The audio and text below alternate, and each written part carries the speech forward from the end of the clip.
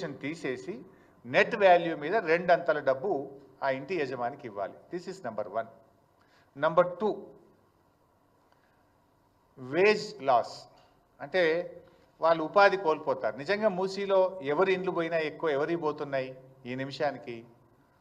వాళ్ళు ఇనుప సామాన్ అమ్ముకునేటోళ్ళు, రోళ్ళు తయారు చేసేటోళ్ళు, లేకపోతే ఏమంటాము గొడ్డళ్ళు, కత్తులు, వాటిని పదను పట్టేటువంటి వాళ్ళు, లేకపోతే అక్కడ ఉండే ఇళ్లల్లో పనిచేసుకునేటువంటి వాళ్ళు, పాత సీసాలు ఏరుకునే వాళ్ళు, పాత బట్టలు అమ్ముకునేటువంటి వాళ్ళు, ఇలా చాలా అత్యంత పేదలైనటువంటి వాళ్ళు ఆటోలు నడుపుకునేటువంటి వాళ్ళు, రిక్షా పుల్లర్సు, హమాలీసు, హోటళ్లలో పనిచేసేటువంటి వాళ్ళు, ఇట్లాంటి వాళ్ళు అతి కడు పేదలు ఆ ప్రాంతంలో నివసిస్తున్నారు. మరి ఆ పేదలకు పాత ఇంటికి నువ్వు డబ్బులు ఇవ్వలేదు, number 1. Number 2, wage loss.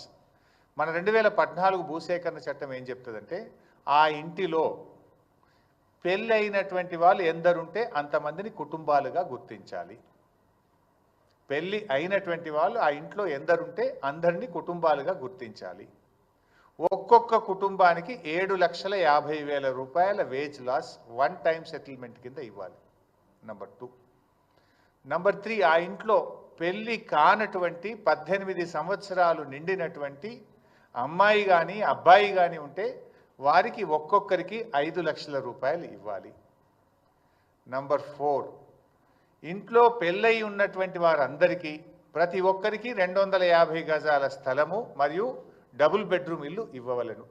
Double bedroom ఇళ్లతో పాటు ఆ ఇంటికి నల్లా connection, current connection, drainage, roads, hospital, ANM sub centre, post office, అన్ని దేవాలయము, చర్చు, మసీద్, అన్ని వసతులతో కూడినటువంటి కాలనీని యాజ్ ఇట్ ఈజ్గా నిర్మించి ఇవ్వాలి.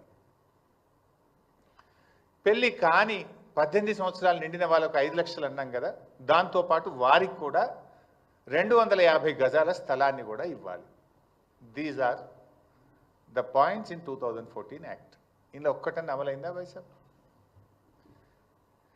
ఈ కట్టిన డబుల్ బెడ్రూమ్ ఇల్లు కూడా రిజిస్ట్రేషన్ చేసి, రిజిస్ట్రేషన్ ఫీజు ఎగ్జామ్ట్ అనే చేయాలి, గవర్నమెంటే రిజిస్ట్రేషన్ ఫీజు కట్టి సెలబుల్ రైట్స్తో కూడిన ఇల్లు ఇవ్వాలి వాళ్ళకి. ఎందుకంటే వాళ్ళది ఆస్తి మనం తీసుకుంటున్నాం కనుక మనం ఇచ్చే డబుల్ బెడ్రూమ్ ఇల్లు 250 గజాల స్థలము కట్టిన ఇల్లును రిజిస్ట్రేషన్ డిపార్ట్మెంట్ ద్వారా రిజిస్ట్రేషన్ చేసి పూర్తి హక్కులతో కూడినటువంటి ఇల్లు వాళ్ళకి ఇవ్వాలి. ఇది మన భూసేకరణ చట్టం. వీళ్ళు చేసింది ఏంది? కేసీఆర్ గారు కట్టిన డబుల్ బెడ్రూమ్ ఇళ్లలో నెట్టేసారు వాళ్ళని, ఖతం. అది కూడా అసైన్మెంట్, కొత్తదే కాగితం ఇచ్చారు. అది సెలబుల్ రైట్ కాదు, హక్కు లేదు, దాని భూమి లేదు, అదేంటి అపార్ట్మెంట్. అది పేదల కోసం కట్టిన అపార్ట్మెంట్ లాగా కట్టింది. రేపు వాళ్ళకి ఏముంటుంది? వాళ్ళకి రైట్ ఏముంటుంది దాని మీద? అంటే నువ్వు మొత్తంగా మోసం చేసినావు. భూసేకరణ చట్టంలో ఏ ఒక్కటి కూడా చేయలేను.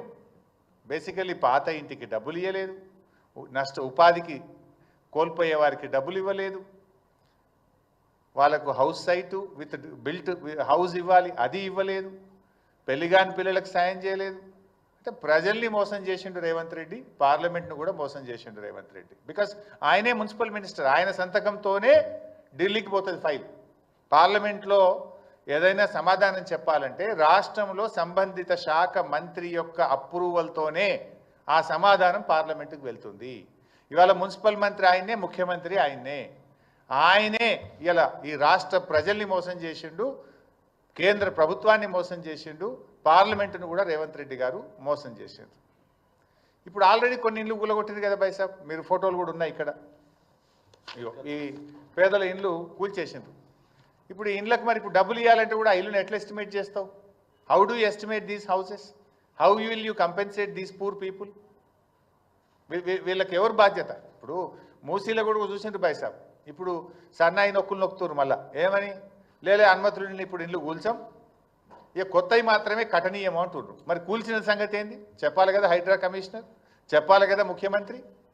కూల్చిన మూసీ ఇండ్ల సంగతి ఏంది, హైడ్రా ఇండ్ల సంగతి ఏంది? నాకు ఇంటికి అన్ని అనుమతులు ఉన్నాయి అని కుయ్యో మొర్రో అని మొత్తుకున్నా, కాళ్ళ మీద పడి వేడుకున్నా, రోడ్డు మీద పడి గిలగిల కొట్టుకున్నా కనికరం లేకుండా పేదల ఇండ్లు కూల్చిండ్రు కదా హైడ్రా పేరిట. ఇప్పుడేమంటున్నారు? లేదు కట్టిన ఇండ్లు కూల్చాం, ఇండ్లల్లో ఉన్నోళ్ళని కూల్చమంటివి. ఆ చిన్న పాప నా పుస్తకాలు తెచ్చుకుంటా, మా నాన్న కొనిచ్చిన వాటర్ బాటిల్ తెచ్చుకుంటా అంటే కూడా ఆ పసిపిల్ల మీద కూడా కనికరం లేకుండా ఇండ్లు కూలగొట్టారే. ఆ పాపానికి బాధ్యుడు ఎవడు? ఆ చేసిన అన్యాయానికి ఎవరికి శిక్ష వేయాలో నిర్ణయించండి. ఇప్పుడేమంటున్నారు? లే మేము ఇక కొత్తవి కూల్చాము అంటున్నారు, ఏదో డేట్ పెడతాము అంటున్నారు. మరి కూల్చిన వాటి సంగతి ఏంటి? వాళ్ళు కట్టిండ్రు, డబ్బులు కట్టిండ్రు. Pay them the compensation. Compensation ఇచ్చినా వాళ్ళు పడ్డ క్షోభ, వాళ్ళు పడ్డ బాధ, వాళ్ళు పడ్డ అనుభవించిన నరకమైతే పోదు కదా. తక్కువ బాధన? వర్షం పడుతుంటే నడి రోడ్డు మీద పడేసిండ్రు, పిల్లల పుస్తకాలతో సహా బట్టలతో సహా కట్టు బట్టలతో ఇళ్ళకి వెళ్ళి బయటకు వెళ్ళగొట్టి గోసపుచ్చుకున్నారు కదా. ఇప్పుడు మళ్ళీ డేట్ మారిస్తే నీ నిర్ణయం మారచ్చు, కోర్టు మొట్టికాయలు వేస్తే మార్చుకున్నావు. కానీ ఆ పడ్డ క్షోభకు ఎవరు బాధ్యత వహించాలి? ఆ పడ్డ బాధకు ఎవరు బాధ్యత వహించాలి? ఆ కూలిన ఇల్లుకు ఇవాళ కంపెన్సేషన్ ఇచ్చి వాళ్ళని కాపాడుకోవాలన్నా వద్దా? అదేవిధంగా ఇలా మూసీలో కూడా ఇల్లు కూలగొట్టివి. నీవు చట్టం చూసుకోపోతివి, పద్ధతి పాటించకపోతివి, పార్లమెంట్ నువ్వు తప్పుదోవ పట్టిస్తేవి. ఈ కూలిన ఇళ్లకు రేపు నష్టపరిహారం ఎట్లా చెల్లిస్తావు? రేపు డెఫినెట్గా ఇవ్వాల్సిందే. బీఆర్ఎస్ పార్టీ ఊరుకోదు. ఈ బాధ ఎట్లా తీరాలి? ఎందుకు ఈ తొందరపాటి దుందుడుకుడు చర్యలు? ఆగమాగం చేసి ఇవాళ రాష్ట్రం పరువు తీస్తున్నావు, పేదల ఉసురు పోసుకుంటున్నావు.